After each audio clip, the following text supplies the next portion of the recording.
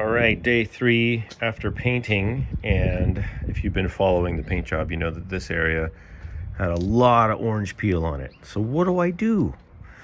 I went to Home Depot and I bought this, and the label on it was fine. You can get other gradients, but this is the quote-unquote fine. I think it's like a 220, which is kind of a lot, but I'm just going light and I want to show you.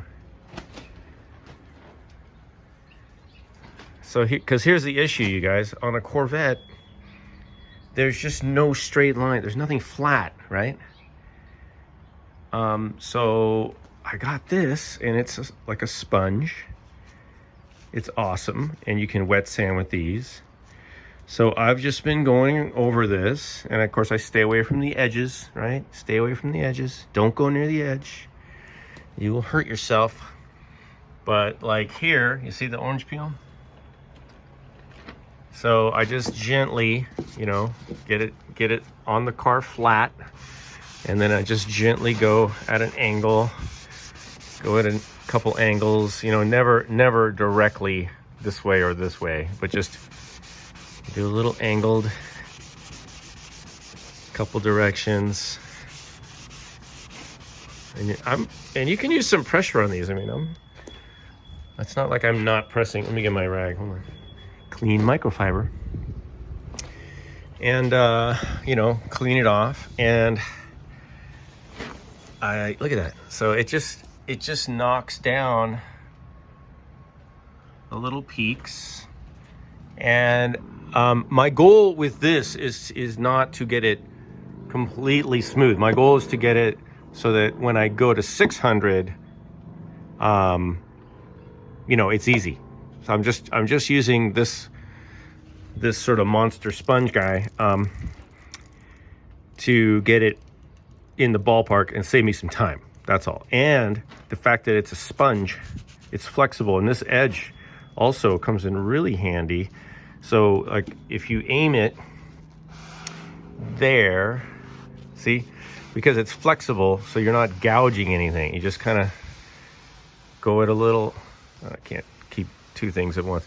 So you go at a little angle, and you can go into a curve, and it's because it's got some flex to it, quite a bit actually.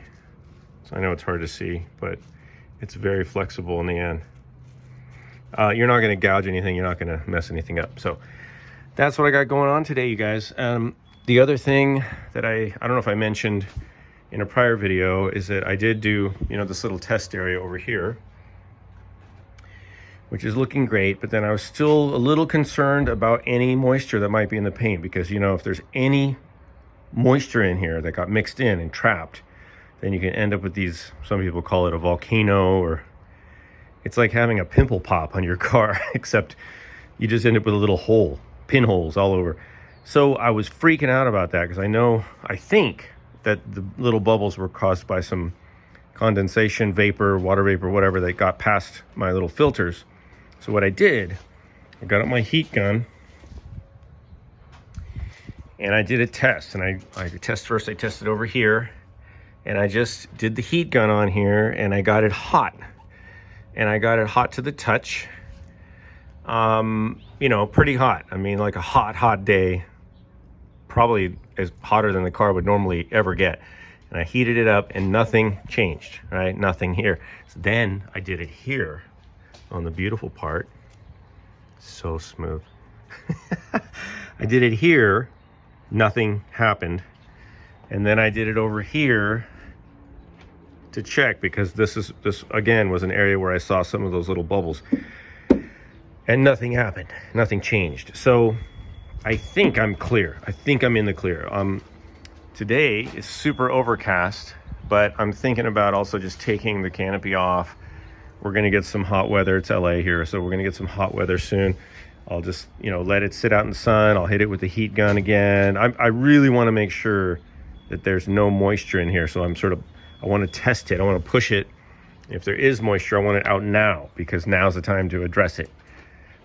Once I get this all back together, can you imagine just get everything all polished and shiny, and you put everything back together and then you go out one day and it's in the sun and you just come back and there's just like a zillion little holes all over your car. So that's not what we want, guys. Hey, if you guys have any tips or advice, besides like telling me something I should have done, leave it in the comments. You know, I'm happy. I mean, some of you guys are very generous with your helpful comments. So yeah, help me out. Help a brother out. And I hope this video has helped you out if you're anywhere near this stage of your own project. That's the idea of this channel anyways, just to show you what I'm doing so you don't make the same mistakes, and if I have successes, then those successes can be yours at no charge. All right, I gotta go back to work. See you guys soon. All right, so I just finished cleaning up and I want to review this sponge. I'll show you which one it is. This is the packaging. It just says fine. So it doesn't really give a grit, but what I can tell you is that this one sponge, and I started over here where it was the worst orange peel, and now look at it.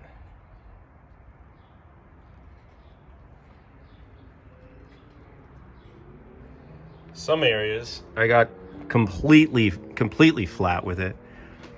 I did, you know, leave a little tiny bit in some spaces because there's no need to go all the way down. I did there. I did this whole back area.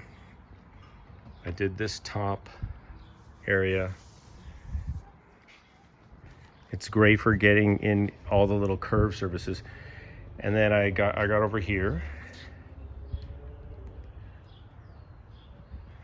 Look at that.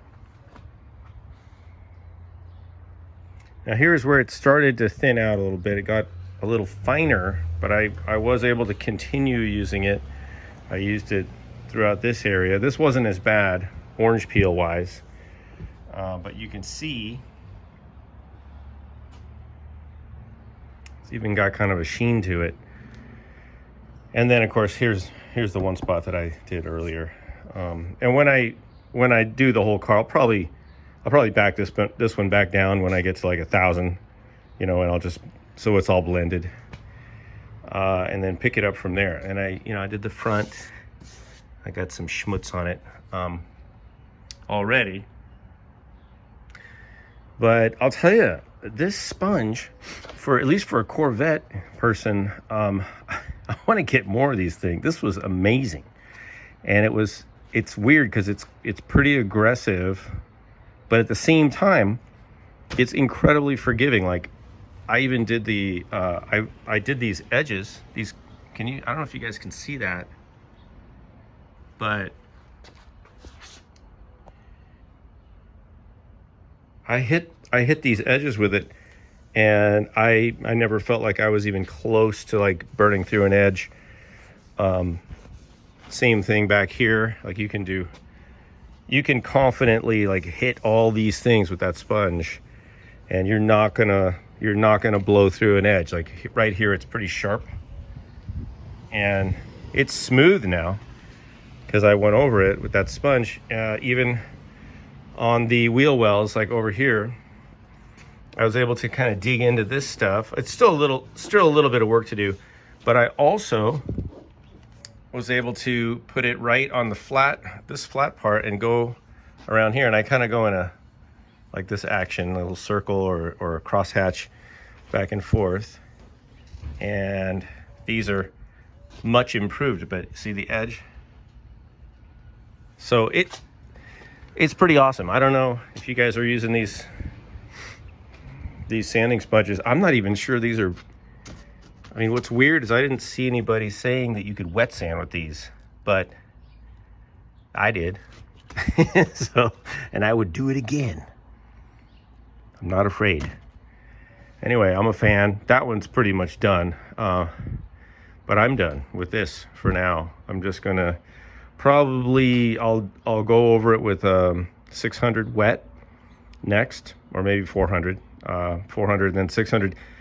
And then my plan is to, leave it, see how the paint reacts to heat, make sure I'm not going to get any little heat bubbles or any, have any problems, because if I do, at that point I can still just spray it. If I get it all polished up and buffed, then I have to rough it up again, and I don't like roughing people up too much. But you know what I'm saying, you guys. All right, that is what's happening with the Corvette journey. See you soon.